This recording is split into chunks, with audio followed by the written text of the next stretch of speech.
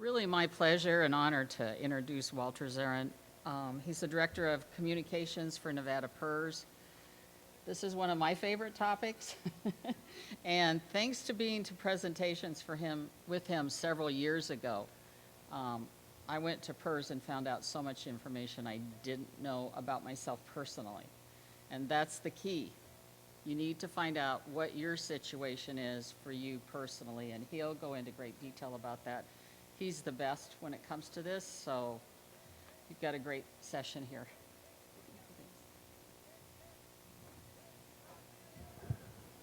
Okay. And thank you, Nancy, for that, and thank you, Jeff, for having me. Thank you, NASA, for hosting this great conference, and this is actually a great venue, great setup here. What we're going to do today, and I'm glad that this will be available to all the members, be able to come back to this and reference any section of this, because we're going to get into every aspect of PERS. So this is what we call the planning ahead for your PERS, but we're actually going to cover everything about PERS. The topics we'll discuss is what is PERS actually? What is the structure of PERS? I do want to highlight our latest official investments, our fourth quarter performance. We actually have a new one, but this is official, the last official accepted one by the board. We'll get into the structure of PERS, service retirement, purchase of service, survivor beneficiary form.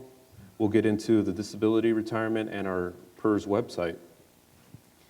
So starting off, let's talk about what is PERS.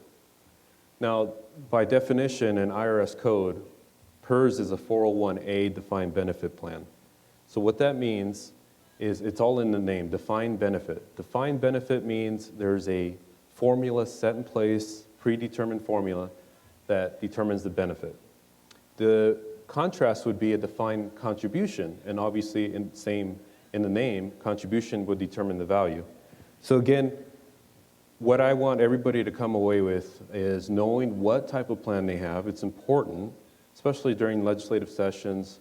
What are you defending? What type of plan do you have? Our IRS code, again, is a 401A. PERS was actually established in 1947 by the legislature. And the purpose has always been to provide a reasonable base income. And the way that's done is, which I'll show you here, is it encourages long-term public employment because of the structure, whether it's 25 and out, 30 and out, 33 and a third, and so on. How do we achieve this? We have a formula, of course, contributions by the members and employers, and of course, long-term investments by PERS, which is what we're going to get into first. We do like to start by talking about our constitutional authority in the Nevada Constitution. I always like to bring this up in the sense of how your PERS is protected in the Nevada Constitution.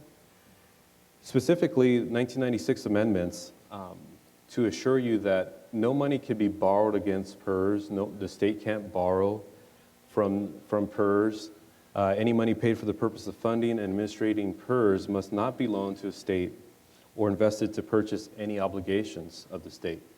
So I just point this out, especially during legislative sessions, you might hear all these crazy rumors about maybe the state borrowing to pay debts. That's not possible. In fact, there was a time in the 2000s where they looked at adding to this, but it wasn't necessary. This is pretty clear.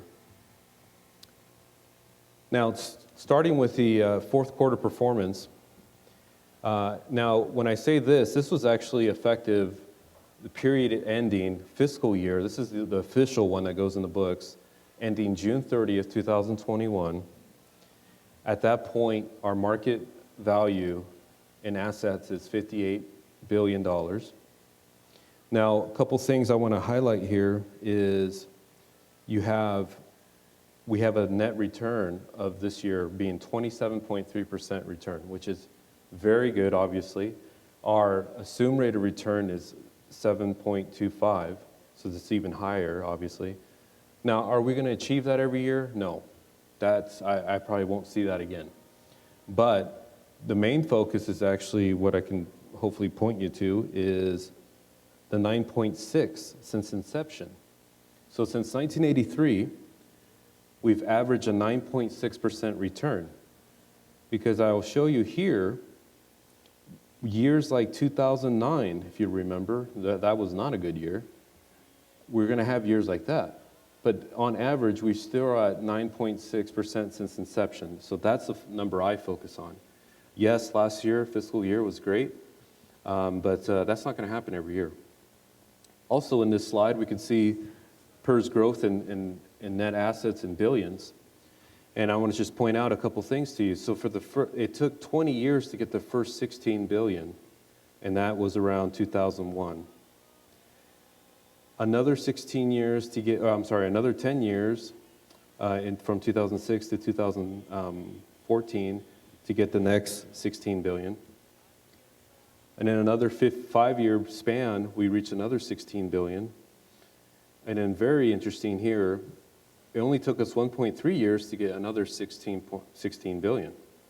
So that's kind of where the market's been. But again, our average return has been 9.6, and that's a crucial number to remember.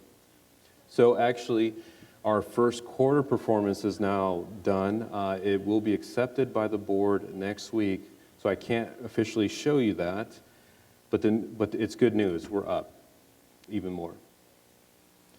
Now I'm going to go into the structure, the framework of PERS, and just kind of walk you through what Nancy and I were talking about earlier, and that's eligibility of when a member can actually draw their benefit.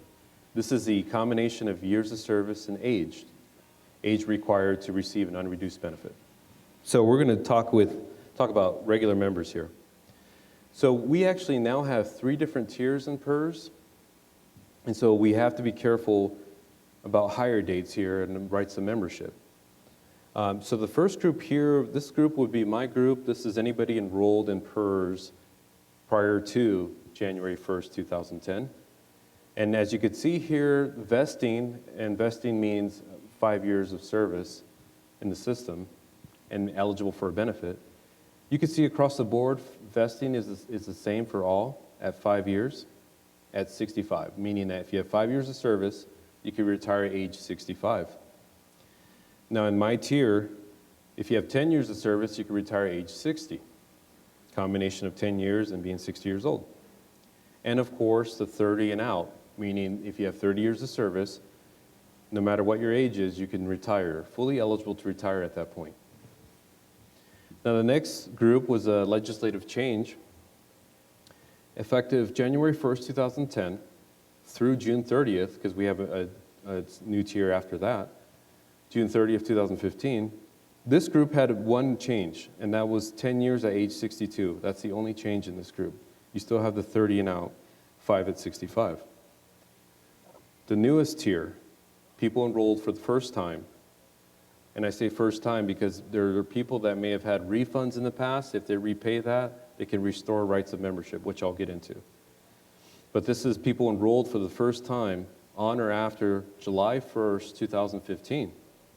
You'll see a couple changes here. Number one, we have 30 and age 55. So we have an age catch here, 30 years of service, and you're at least 55 years old. And then we have an interesting number here, 33.3 years and any age, instead of 30 and any age. You're probably thinking, where did this 33 and a third come from? It actually comes from a different multiplier for this tier. In this same tier, they made a legislative change to change their multiplier to 2.25 per year instead of 2.5, like most of us have. So if you take the max, which is 75% a member can get, divided by 2.25, you're going to get 33 and a third. That's where that number comes from. So in essence, we're saying this legislative change is saying when you reach 75, you can retire, but it would take you 33 and a third to get there. Now, for the sake of this group, I don't think we have any police fire members, but just to highlight a few, just in case there are, you could just see the different eligibility marks being lower, mainly 25 and out instead of 30 and out. But they've also had the same legislative changes across the board. The one thing that's consistent is vesting. Vesting is the same for each group, 5 at 65. Now, actually, the next about 4 slides are probably the most crucial, in my opinion, as far as coming away with knowing what PERS is. And again, a 401A, we mentioned that it's a formula, right? So in the formula is made up of 3 factors. Very simple. It's service credit, that's years, months, and days worked. Every day counts, so if someone has true leave without pay, it will affect their service credit. I know this because I actually have leave without pay. When I first was hired on, I didn't have any medical leave, and I got sick, and of course, I had no coverage there, so to this day, I have 1 week of leave without pay. Now for me, it's pretty easy. I'm just gonna work a week beyond my anniversary date to cover that leave without pay period. Any other leave, sick, annual, paid leave, reports the same as someone working. So there's no difference there in service credit. The only thing that's affected here is genuine leave without pay. Average compensation is the next factor, and this is a key one, obviously. This is taking your highest 36 consecutive months of salary. There is a notation here about a 10% yearly increase cap for members enrolled after 2010. Promotions excluded, and I can tell you right now that this is extremely rare for anybody to be capped. So most increases are associated with promotions, and promotions are excluded. The last one here is age. Age at the time of retirement, and if someone chooses to name a beneficiary, that will also affect the amounts. Now going back to the average compensation, just to kind of give you an idea, and actually this is perfect because I use this example as someone that is a teacher and then goes and becomes an administrator, and they were receiving a higher pay for a period of time. I've actually seen this from several different people. And then after a while, they say, you know what, I want to go back to teaching. And so they do. We're going to take the average compensation from wherever the highest salary is. So in this case, it may be from the administrative time. So they might finish up with their teaching, but we might take the salary from their administrative time. So it's important to know it could be at any point in someone's career, whether it's the beginning, the middle, or the end, wherever the highest 36 consecutive months of salary are. Another point to that is, maybe not so much now, but years ago, we had a lot of furloughs and pay cuts all across the state. And so we were going further back into someone's career to essentially get their highest 36 months. But that's the good news. It's not the last, because your last may not be the highest. But the good news is it's wherever the highest is, we take from. And of course, the age. So now I'm going to walk you through an example of each tier, calculation of each tier. So in essence, when I started at PERS 21 years ago, it's a very simple formula, and it's always been, the way I've always learned it and the way I teach it is, essentially the years of service will determine the percentage you get of your highest average compensation, and that's the benefit. So in this sample calculation, we're saying this member has 20 years of service. We're just going to take 20 years of service, and we're going to say the highest average compensation monthly is $3,000. For a regular member, remember this is the newest tier here, the people hired for the first time after July 1st, 2015. Regular members under this tier have a multiplier, meaning that every year of service is multiplied by, in this case, 2.25. So the years of service times the multiplier, 20 years times 2.25 equals 45%. So the years have given us a percentage now. 20 years gives us 45% of what? 45% of 3,000. So if you take 45% of 3,000, being the average compensation, we now get a benefit of $1,350 monthly lifetime benefit. Police fire, the only difference here is they have a higher multiplier at 2.5, so obviously that would be 50% and $1,500. So again, in essence, 20 years is going to get this member 45% of 3,000, $1,350. The middle group here, again, this is people enrolled between these dates, January 1st, 2010 through June 30th, 2015.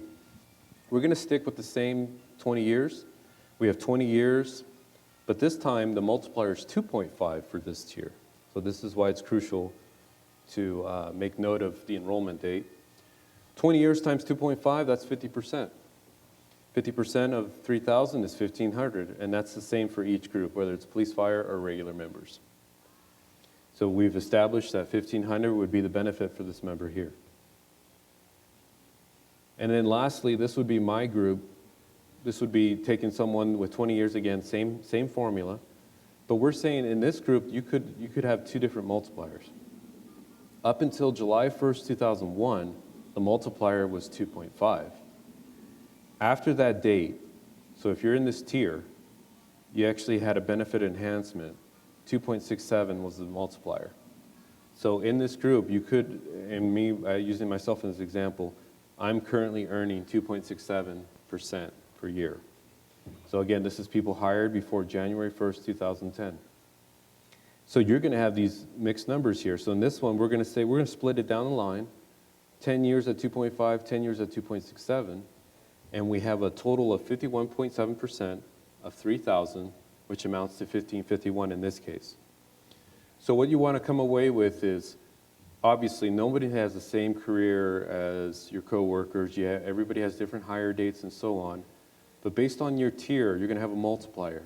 So the total amount of years that you end up working will determine the total percentage. If you get 30 years, you'll hit the max of 75% of your highest average compensation. And that, in essence, is your PERS. There's nothing else. We don't take into effect how much was paid in by the employer, by yourself. None of that is a factor. That contributes to, obviously, that pays your contributions to PERS, but it doesn't determine the value. This is where the value is determined, the amount of years that you work and your highest pay. So what happens if you leave early? So early retirement, we actually, I'd say in the past 10 years, this has been a lot more in play than years before, for a lot of different reasons, obviously. We've had, whether it's furloughs or pay cuts or even job loss, we've had people leave earlier than scheduled. So in that event, whether someone just decides maybe they're leaving to go into private industry or they're going to another state, whatever it might be, if they decide to leave and draw early before their scheduled date, whether it's at age 60 or wherever it might be, we apply a percentage reduction based on their tier. So people hired before January 1st, 2010, again, this is my tier, we would apply 4% reduction for every year that they're not eligible. 6% for the people hired after 2010. So what this looks like in this example is we're taking that same person that would have been 60, we're saying that they're leaving 2 years early. So they have 20 years, that calculation of 1551, but let's say they're only 58 years old. Now this is something to think about here. So because people will say, well, why would you draw early? Well, oftentimes I'll say, if you're already moving on to something else, this is money you're not drawing on. And at what point do you feel comfortable with the numbers? So you could either wait 2 years and draw the 1551, or do you draw now, apply the 4% a year, 8% reduction. So in this case, 8% would be $124 reduction in the monthly gross benefit, reducing the benefit to $1,427, but that's 2 years of drawing $1,427. So as someone gets closer, if they're really close, they're more than likely going to go ahead and start drawing the benefit. Now, someone like me, being in my 40s, obviously I'm not going to draw now if I left, because the reduction would be too great. But this is the reason why we use this example, because this is a tougher decision to make, especially depending on what they're going to do after. So oftentimes if someone leaves the state or goes into private industry, they're probably more than likely going to do this, and they're going to draw their benefit. So again, it's only when you apply and draw your benefit that we would apply the reduction. If you decide to, in effect, leave and just let it be frozen, nothing happens to it till you draw the benefit. And then I mentioned options with beneficiaries earlier. So here, just to kind of show you that same example, we have that 1551 being option 1. That's exactly what the formula spit out for us. We have our value based on the years of service and highest pay, 1551.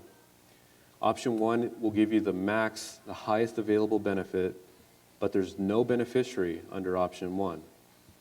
So if you're married, I'll use myself as an example. I'm married. I'm not going to pick 1. I'm going to cover my wife under option 2 in my personal situation. But there's actually 7 options to choose from. We're only showing you the first 3, which happen to be the most popular ones. Option 1, again, max value, no beneficiary. It stops upon your passing. The next 2 on this slide are percentages of option 1.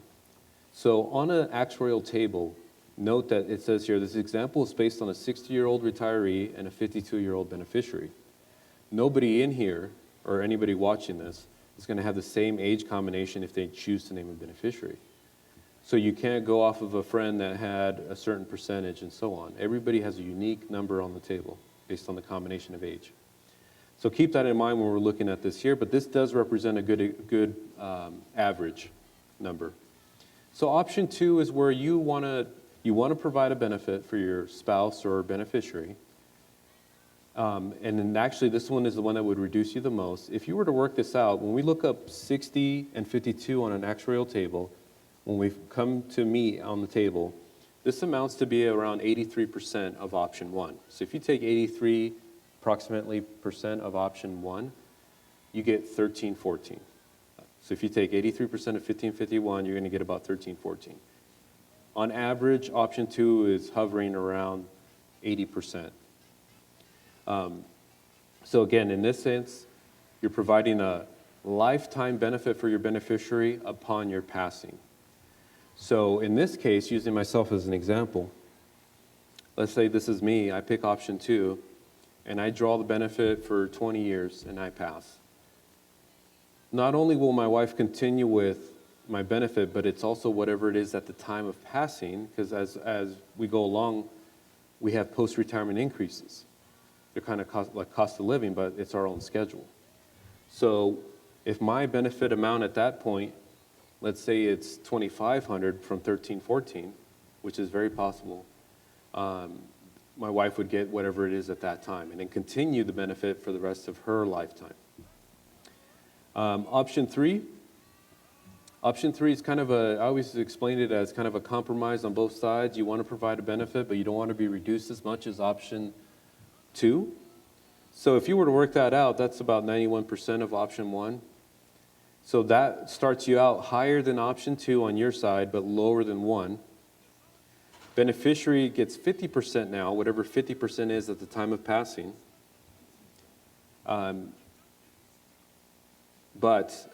Which is obviously less than option 2, but more than 1, which is nothing.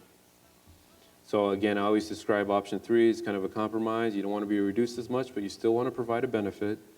And again, that 50% would be 50% of the value at the time of passing, including post-retirement increases.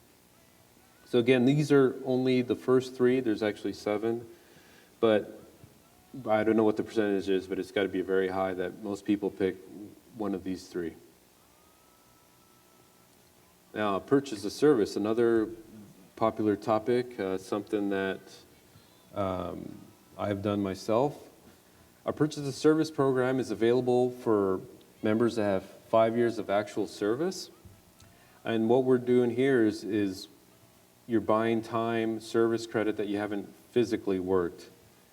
With the structure of PERS being 30 and out, or 33 and out, or whatever it might be, in my case, the first tier, I could physically work 25 years, buy 5 years, have a total of 30, and retire right then and there. Total 30 years, even though if I'm not of age. If I hit 30 years, I can retire. Another note here that you must be an active employee if hired after January 1st, 2000, which is most of us. I have to be You can't term and end by time unless you are a hired on active member. There's actually a clause here that you can actually buy up to 3 additional years for eligible military service. The cost is the same. It just allows you to buy beyond the first 5 years. There were some changes, of course, in 2010. It was a change in the actuarial percentage tables for age. In that sense, the way we calculate a benefit purchase of service is we look up someone's age, that'll determine the percentage rate, and of course their highest 3-year average. We typically would say it costs about 1/3 of someone's annual salary to buy 1 year. That's not always the case, but on average, that's what we say. Also, a special note here about the newest tier, 2015. People enrolled after this date can purchase time, but it does not count towards eligibility. So if you remember a couple slides back, in this tier, they can buy time. So if someone starts out later in life in public service, and they just essentially, kind of like the catch-up provision from deferred comp plans, where they allows them to pay in more. This is the way I see it here. You could, if you started later in life, you can buy time to kind of have a higher total percentage, but it won't allow you to leave earlier. So you couldn't get to the 33 1/3 5 years earlier and get out. That is gone for this tier. The payment methods that we accept, check and money order. The most popular is rollovers. Rollovers is taking money from pre-tax plans, your 457s, 401ks, your INGs, your Hartfords, those type of plans. Anything offered by your employer is going to be a qualified plan. We do not accept money from Roth IRAs, though, because that's mixed money, post and pre-tax. So it has to be 100% pre-tax, deferred compensation. It allows you to move pre-tax money, avoid tax penalties, and roll over and buy PERS service credit. So since 2013, I want to say, it's been the most popular method. We also actually have installment plans up to 10 years with 7.5 interest. This is where I actually did this myself, where I set up payroll deduction because I wanted to stop the rate from going up, whether it's my age or my salary going up. I locked it up early on, and now I did pay interest, but I stopped it from the cost of going up based off of getting older and a higher pay. So I ended up doing a purchase of service this way, through installments. Another note here is we always warn about allowing ample time if someone's going to buy before they retire. The reason why is rollovers can be tricky right before you retire. The very latest we can allow for a rollover is 30 days before the date of retirement. So if you are 2 weeks away from retiring and you call our office and say, I need to do a rollover, we're going to say you're going to have to push out your date of retirement, because the very latest is 30 days before. We actually have a 60-day window for rollovers, but we'll give you up to 30 days before the date of retirement, 30 days after your date of retirement to receive the payment, for a total of 60 days. So again, we always caution everyone to be very careful about timing on the rollovers.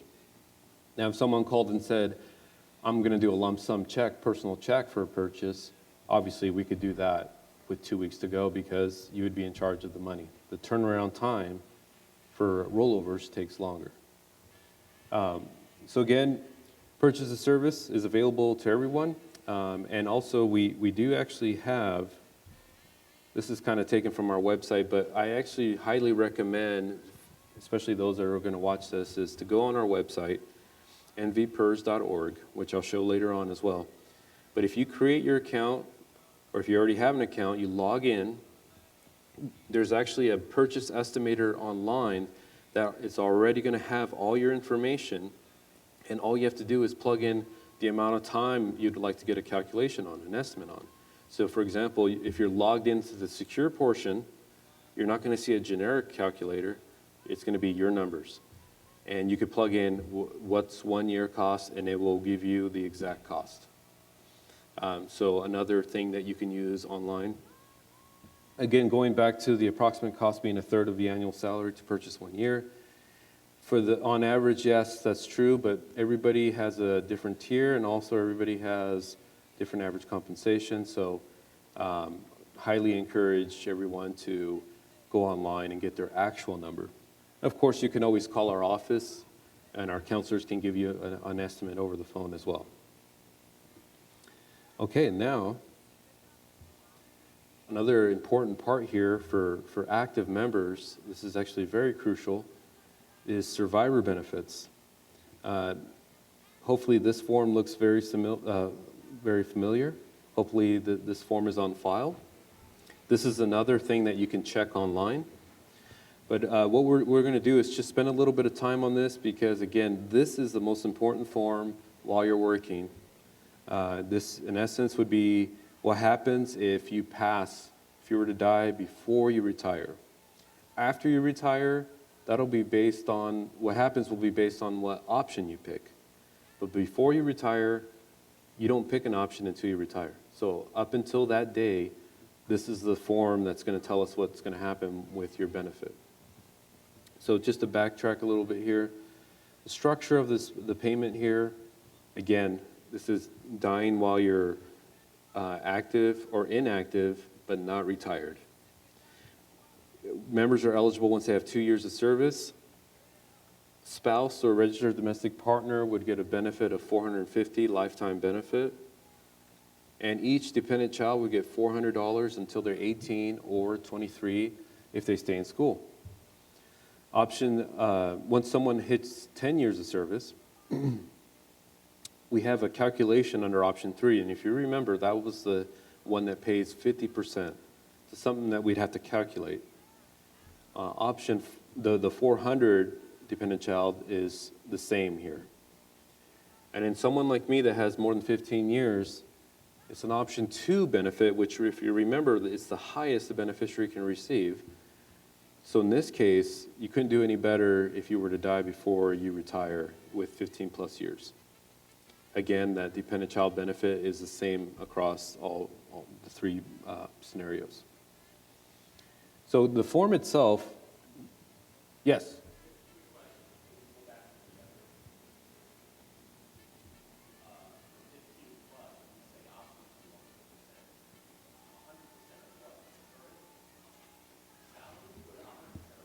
You know, it'd probably be easier to go back to this slide to show you. So option 2 is where it's something that we'd have to calculate based on the combination of age at the time of passing. We essentially would take your date of passing as a date of retirement, calculate the benefit, but give your beneficiary the highest available benefit. So if you look here, the $1,350 in this case would be the highest a beneficiary can receive. So it'd be something that we'd have to calculate. That's why there's no number based on the amount of years. But that you couldn't do any better as far as that's the highest a beneficiary can receive at that point. Mm-hmm. So back to the form here, the structure of the form essentially is how we pay benefits. So from top to bottom, let's just kind of go through this here. So the very top section is essentially, we're going to work our way down until we pay someone. So obviously we have the member's information there. And if the member passes before they retire, then we're going to go to the family beneficiary information section. Now, NRS 286-674 will cover the immediate family, even if this form is not filled out. But we always encourage everyone, whether they're married or not, it's crucial that this form is filled out. So I'll use myself as an example just to kind of walk you through one. So I'm married and I have 3 kids, so I have my wife there, and of course my dependent children. In the survivor section, this is to kind of clear up a couple things. So the survivor beneficiary section, if you're married or have a registered domestic partner, the survivor section, this middle section here, this will be essentially your backup to your spouse. So if something happens to me and me alone, my wife would get a calculated benefit under option 2 because I have over 15 years. And my son, who's under 18, would get a dependent child benefit. That's it. It wouldn't go any further. It would be paid for my spouse's lifetime, and upon her passing, the benefit stops. Now, what would happen in my case if my wife and I died together in the same day? Let's say we both died in a car accident. So what I have in place here is in the survivors section, I have my 3 kids named here again. So in essence, if we both died and we work our way down the form, because my wife's not available for the benefit, we work down to the next section, the benefit that would have gone to my wife is now split 3 ways, my 3 kids, and who I name as survivor beneficiary is crucial, or who you name is crucial. Because if you're naming multiple people, it would be paid out to all 3 or 4, however many you have, as long as the survivor is alive, because it's still one lifetime. So in essence, you have to be mindful of who you name there. I actually named my daughter, who's the oldest, but they're all close in age, so it wasn't a big factor to me. I still wanted her in charge of it. And in this section here, we do require whole numbers. So if someone says 33.3 and so on, we're going to kick it back. So what I did is I did 33, 33, 34 to be as equal as possible, but totaling 100%. So we got to use whole numbers. And so in that scenario, again, my wife and I both die same day. That's the only scenario where the 3 of them would split the benefit that would have gone to my wife. Now the very last section, this would be for anybody that has personal money in the system. Maybe you paid personal contributions, or maybe you purchased time. The tertiary section, this is where it's at the bottom because it's the very last resort. If we went through everybody here and everybody was not available for the benefit, down here, what we're doing at this point is we're not paying a benefit anymore, but if you have personal balance in the system, we can pay it out to a charity, trust, or organization of your choice, or obviously someone different that you name down there than the people listed above, to get a one-time payment of the personal balance, but not a benefit anymore. So another important note I want to make is whether you're filling this out for the first time or if you make changes, you have to fill it out from top to bottom exactly how you want it. As you can see there, it says this form supersedes all previous forms. Sometimes we get a form and they'll say, someone's just adding the new dependent child, a baby. We'll remove everybody and just only have the baby if that's all you have on there. So it's crucial that you name everybody.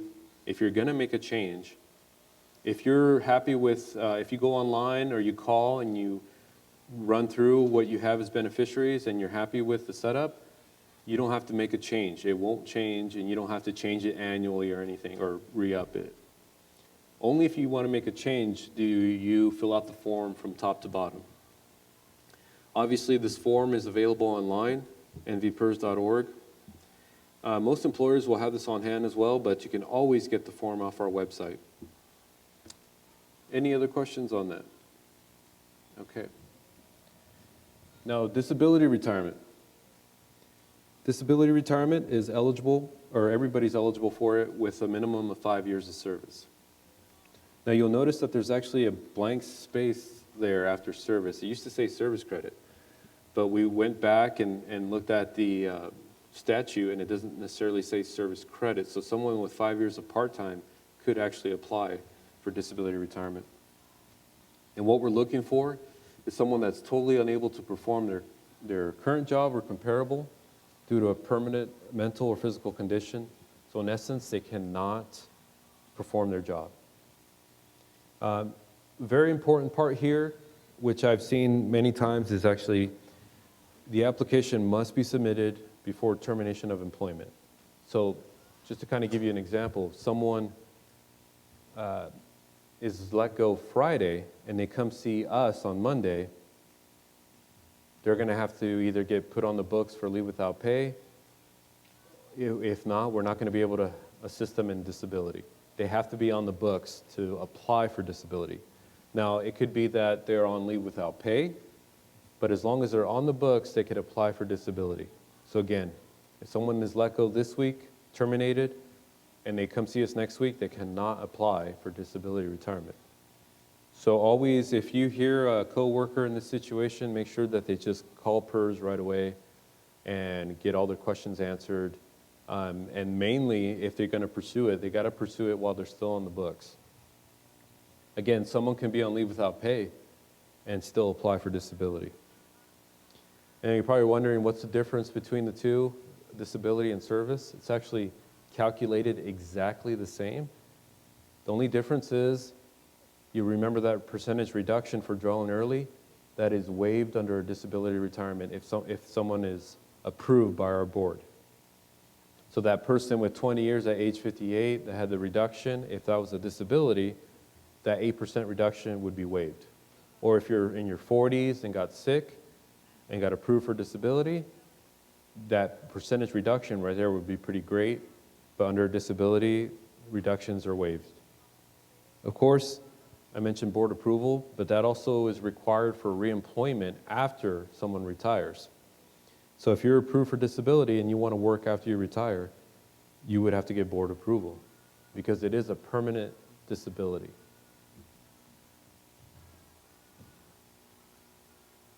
The service retirement application process, this is just to kind of walk you through really the last year. Over the years, being at PERS over 20 years, we've had different timelines here, but I don't think this will probably change going forward.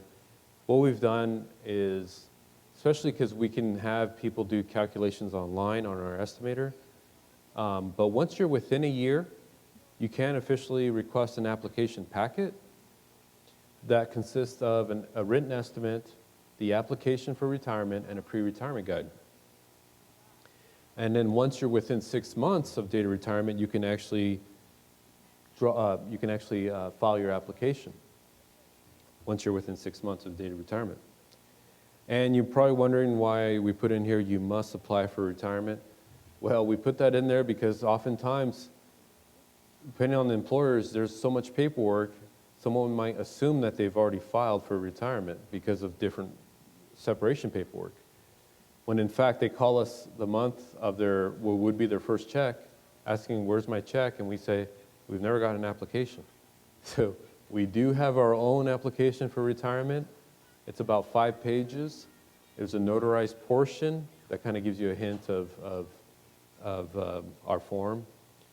So yeah, you actually do have to file a separate application with us.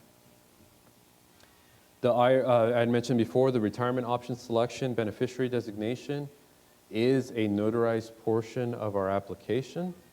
Nevada requires it.